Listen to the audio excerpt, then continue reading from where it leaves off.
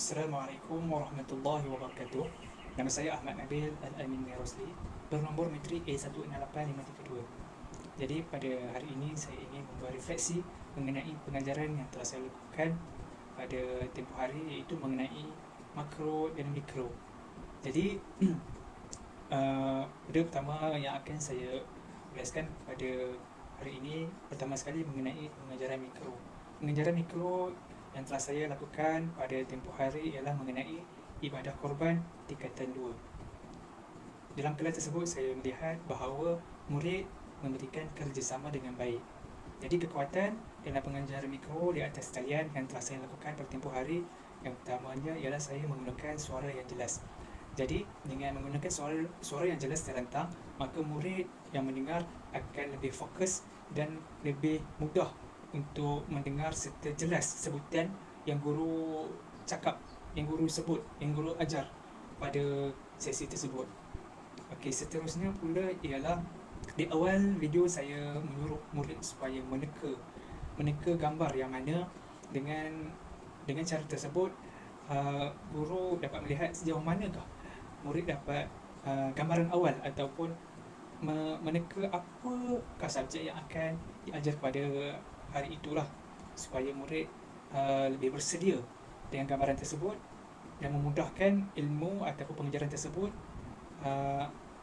masuk ke dalam minda mereka supaya mereka lebih faham. Okay, seterusnya saya menyuruh murid untuk membaca slide tersebut.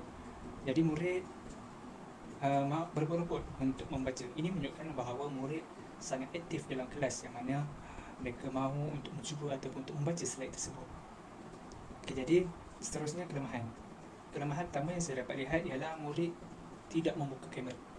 Okey, apa yang guru boleh dapat melalui pengajaran tersebut ialah sepanjang guru membuka kamera dalam pengajaran, tetapi murid-murid tidak membuka kamera, jadi guru merasakan bahawa apa yang murid lakukan pada waktu itu. Adakah murid memberi tumpuan sepenuhnya, ataupun murid tengah membuat perkara-perkara lain yang bukan daripada subjek tersebut. Jadi itu salah satu kelemahan. Yang kedua, guru banyak membaca slide. Saya merasakan bahawa sepanjang pengajaran yang dilakukan, saya banyak membaca slide, di mana saya membaca slide lalu menerangkan. Sepatutnya saya seharusnya menyuruh pelajar ataupun murid-murid membaca setiap slide supaya mereka lebih fokus ataupun tidak bermain-main di dalam kelas tersebut. Okey, seterusnya, kelemahan yang seterusnya ialah kurang melakukan aktiviti ataupun permainan.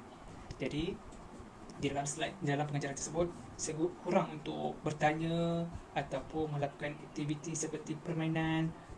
Seperti yang kita tahu, permainan jigsaw ataupun puzzle ataupun kahut. Yang mana permainan sebegini, permainan berkonsepkan pengajaran sedikit sebanyak akan membuatkan pelajar lebih untuk faham apa yang diajar dalam kelas. Okey, untuk cadangan dan pembaikan. Okey, yang pertama ialah saya rasa sebagai seorang guru perlukan banyak bersoal jawab ataupun bertanyakan apa yang kamu tahu, apa yang kamu dapat pelajari, apa yang berlaku mengenai tajuk tersebut. Contohnya, ibadah korban ini dilakukan pada waktu bila, kenapa korban dilakukan, kamu sebagai seorang anak di rumah, adakah kamu ikut ayah ataupun keluarga kamu, abang kamu ke melakukan aktiviti tersebut. Sepatutnya soalan-soalan yang sebegitu perlu ditanya supaya mereka lebih tahu ataupun untuk kemudian hari mereka lebih faham mengenai ibadah korban. Okey, seterusnya, murid tidak membuka kamera. Jadi untuk pengajaran seterusnya, saya berharap bahawa semua murid dapat membuka kamera, yang mana ianya akan membuatkan pengajaran lebih menarik, kerana tidaklah guru seorang sahaja yang membuka kamera, kerana guru pun mahu bercakap, mahu melihat muka murid-murid yang lain. Di situ guru-guru boleh tahu apa yang murid-murid lakukan pada sesi pengajaran dijalankan. Seterusnya, merekod video untuk murid yang tiada internet. Jadi saya lihat bahawa zaman COVID ataupun pada waktu COVID ini, semua kebanyakan pengajaran dilakukan di atas talian. Jadi kita tidak tahu adakah murid itu ada internet ataupun tidak. Jadi langkah untuk penambahbaikan adalah dengan cara saya merekod video untuk murid yang tiada internet, dan mereka boleh memahami ataupun melihat semula video yang direkod untuk mereka lihat dan belajar.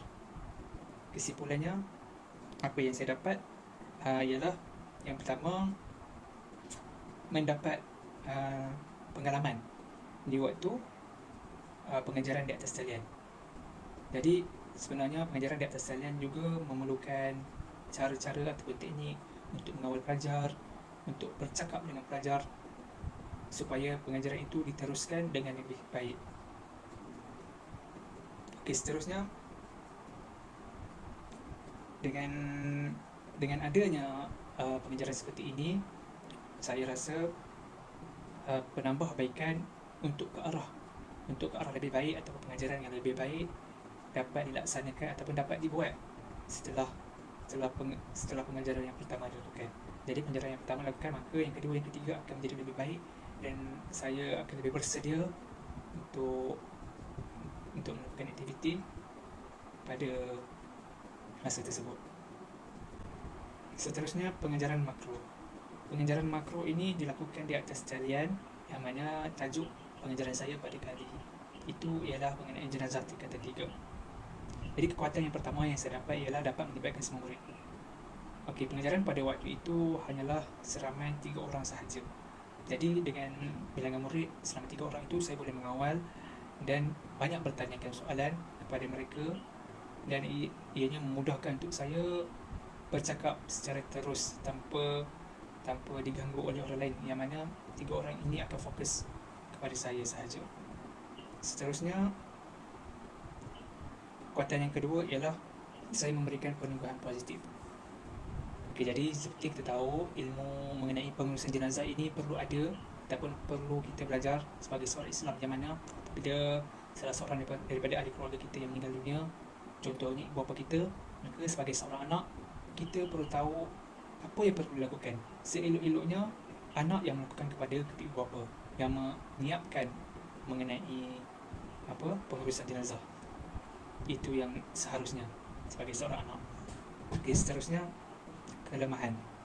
Apa yang saya dapat lihat ialah sepanjang pengajaran tersebut, saya terlalu banyak membaca slide, yang mana saya banyak biarkan murid-murid mendengar saja. Okey, yang kedua, perkataan yang saya cakap kurang dan banyak gagap. Ini kerana mungkin saya malu ataupun tidak bersedia di dalam kelas tersebut. Yang ketiga, kelemahan ketiga ialah kurang aktiviti dan latihan. Jadi sepanjang mengenai urusan jenazah ini, kurang aktiviti dan permainan yang boleh menarik minat mereka terhadap pengajaran tersebut. Kebanyakan yang saya buat hanyalah sekadar bertanyakan soalan dan membaca slide sahaja. Jadi murid akan merasakan cepat bosan. Jadi perlukan banyakkan aktiviti dan latihan untuk menarik minat murid-murid, supaya murid-murid lebih memahami dan lebih tertarik mengenai pengajaran yang dilakukan. Okey, seterusnya, penambahbaikan bagi pengajaran makro ialah yang pertama dengan mempelbagaikan aktiviti.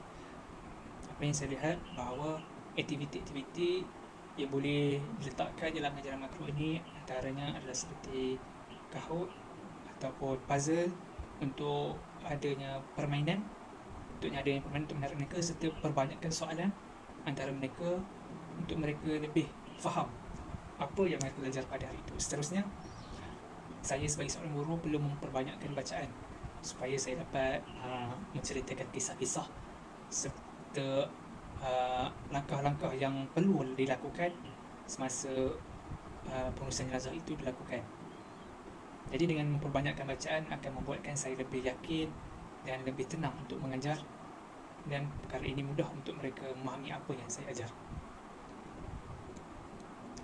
Jadi akhir sekali, refleksi keseluruhan pengajaran saya, iaitu pengajaran makro dan mikro, ialah saya perlukan memperbanyakkan latihan untuk merancang pengajaran. Okey, untuk merancangkan pengajaran supaya pengajaran saya lebih berkesan, yang mana apabila saya melihat kawan-kawan saya yang lain, mereka lebih banyak menggunakan mimik muka, menggunakan nada untuk mengajar, serta aktiviti permainan yang boleh menarik minat pelajar-pelajar. Hal ini saya rasakan bahawa dengan melihat apa yang kawan-kawan buat, apa yang kawan-kawan laksanakan, memberikan saya satu pengajaran supaya lebih explore ataupun lebih untuk mencari pengajaran yang berkesan, untuk menarik minat supaya lebih faham apa yang diajarkan. Itu saja dari saya. Assalamualaikum warahmatullahi wabarakatuh.